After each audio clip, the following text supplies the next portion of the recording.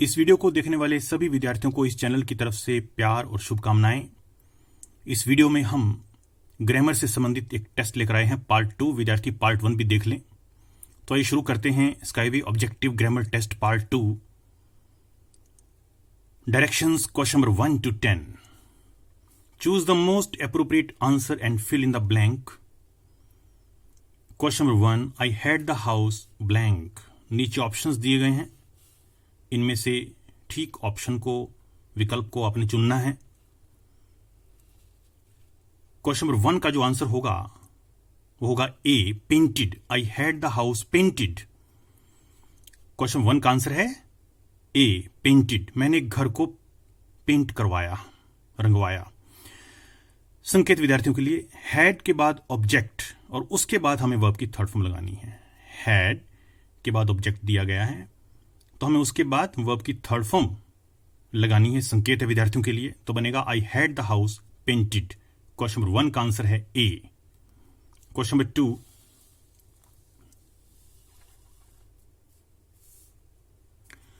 We have run blank our supplies. हमारी supplies समाप्त हो गई हैं।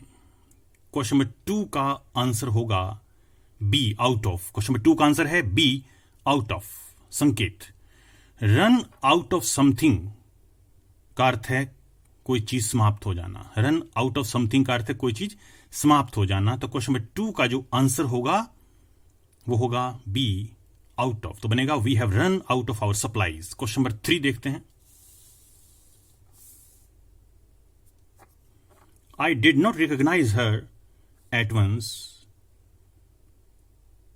Because I blank her for many years.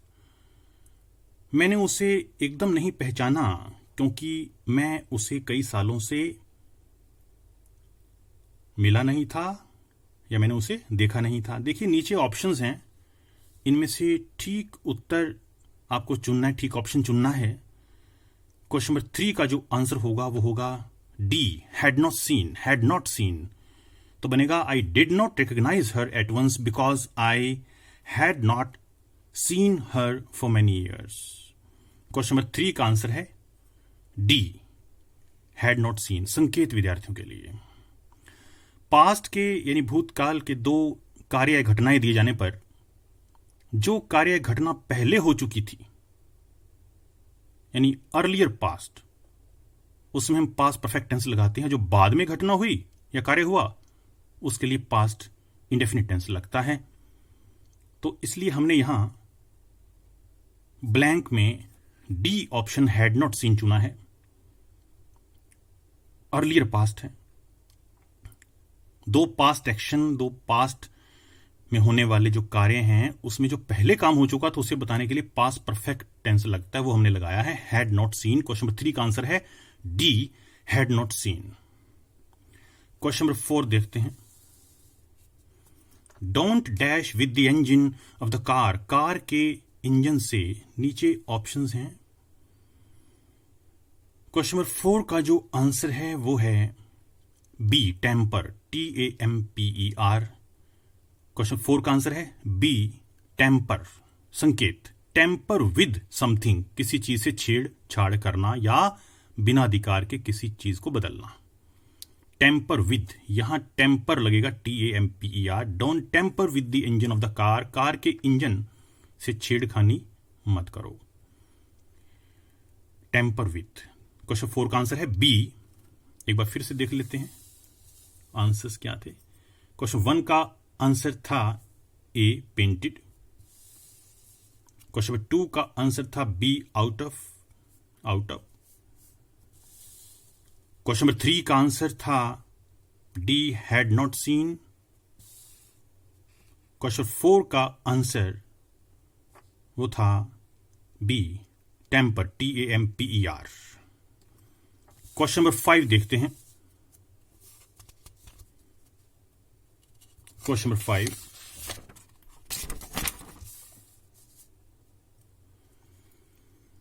I blank build a hospital if I won a lottery. If I won a lottery, यदि मैं lottery जीतता तो मैं एक अस्पताल बनवाता। मैं एक अस्पताल बनाता।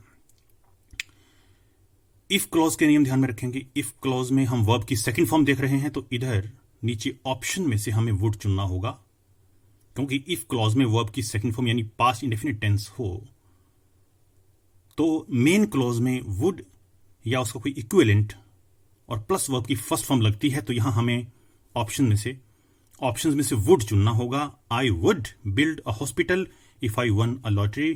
क्वेश्चन 5 का आंसर है ए। क्वेश्चन 5 का आंसर है ए। इफ क्लॉज के नियम विद्यार्थी याद रखें, संकेत मैंने दे दिया है। क्वेश्चन नंबर 6 देखते हैं। The plane will take off when the thunderstorm blank. नीचे ऑप्शंस हैं।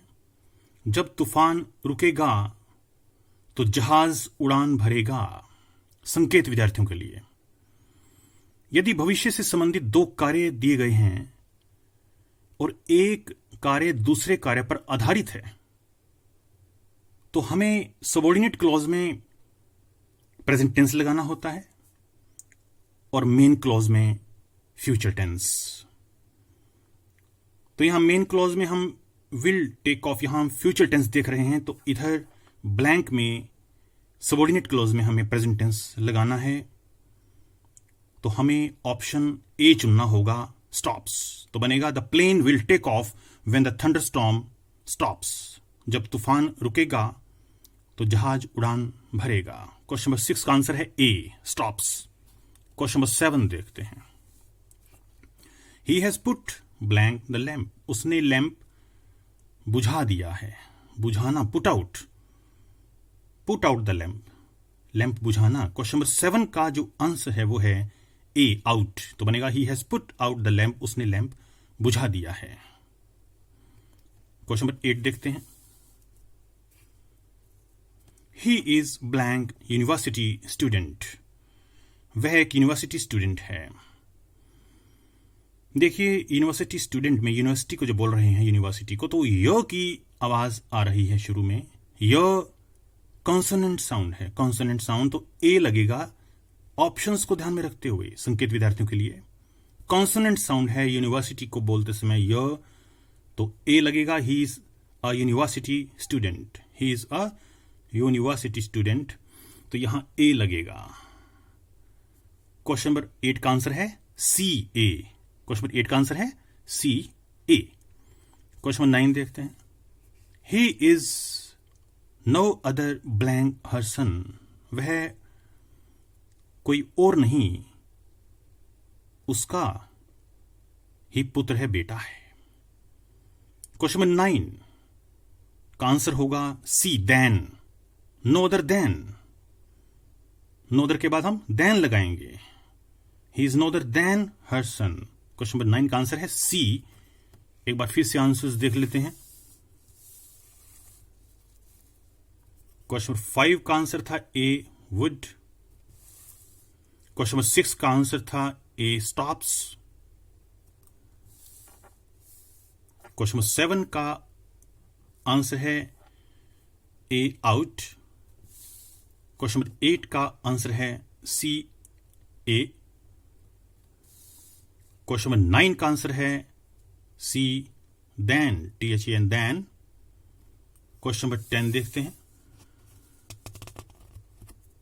क्वेश्चन नंबर 10,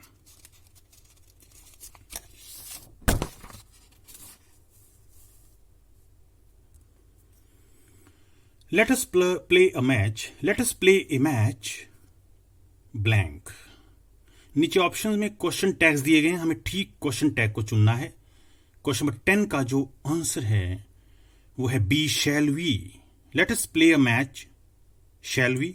संकेत विद्यार्थियों के लिए, लेट अस से शुरू होने वाले वाक्य के बाद क्वेश्चन टैग शैल वी होता है, तो यहां हमने बी ऑप्शन को चुना है। Let us play a match, shall we.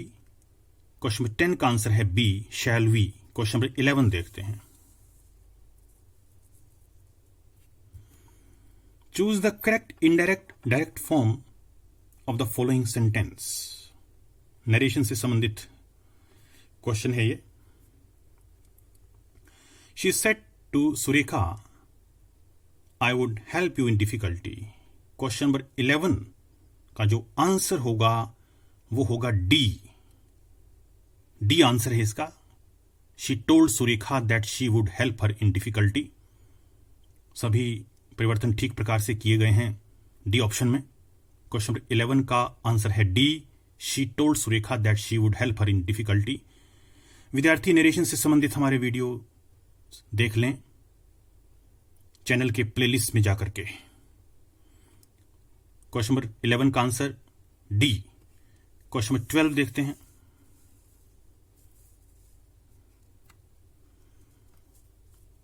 Choose the correct passive और active voice of the following sentence. Voice से संबंधित क्वेश्चन है। It is being red by us, यानी पैसिव वॉइस दिया हुआ है, हमें एक्टिव वॉइस चुनना है नीचे ऑप्शंस में से। क्वेश्चन नंबर 12 का आंसर है B, we are reading it. Question number 12 का आंसर है B, we are reading it. एक बार फिर से देख लें आंसर्स। क्वेश्चन नंबर 10 का आंसर था B, shall we. Question number 11 का आंसर था D, she told Surekha that she would help her in difficulty. Question number 12 का आंसर था B, we are reading it. We are reading it. विद्यार्थी voice से संबंधित videos देख लें, हमारे चैनल के प्लेलिस्ट में आपको मिल जाएंगे। क्वेश्चन नंबर 13 देखते हैं।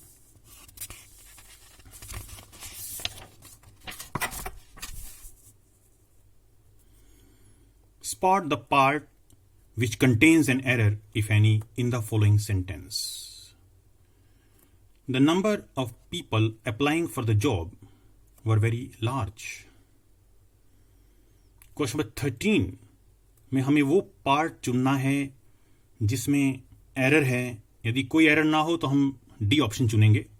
यहां एरर हमें दिखाई दे रहा है सी ऑप्शन में। सी ऑप्शन में एरर है, वर की जगह वाज आना चाहिए, यानी इस वर की जगह वाज आएगा। संकेत विद्यार्थियों के लिए द नंबर ऑफ से शुरू होने वाले सेंटेंस में सब्जेक्ट के बाद सिंगुलर वर्ब लगना चाहिए। ये वर्ब प्लूरल वर्ब है, यहां सिंगुलर वर्ब आना चाहिए क्योंकि द नंबर ऑफ से सेंटेंस शुरू है, तो सब्जेक्ट के बाद हम क्या लगाएंगे? Singular verb. तो यहां वॉज आएगा।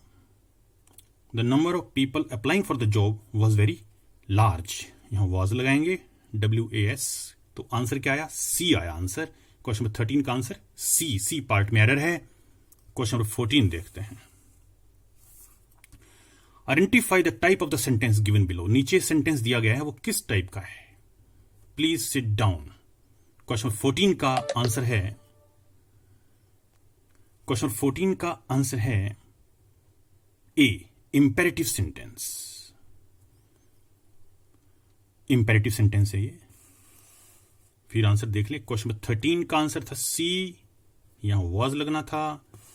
क्वेश्चन नंबर 14 का answer A, imperative sentence. Please sit down, ये इंपेरेटिव सेंटेंस है। क्वेश्चन नंबर 14 का आंसर है ए। तो ये कुछ क्वेश्चंस हमने आपके सामने रखे और उनके सोल्यूशन के लिए कुछ संकेत आपको दिए। यदि आपको हमारे वीडियोस अच्छे लग रहे हैं तो आप हमारे चैनल को सब्सक्राइब कर लीजिए और ग्रामर और वोकैबुलरी से संबंधित अन्य वीडियोस देखने के लिए आप चैनल के प्लेलिस्ट में जाकर कैटेगरी वाइज अलग अलग वीडियोस देख सकते हैं। And thank you for watching this video.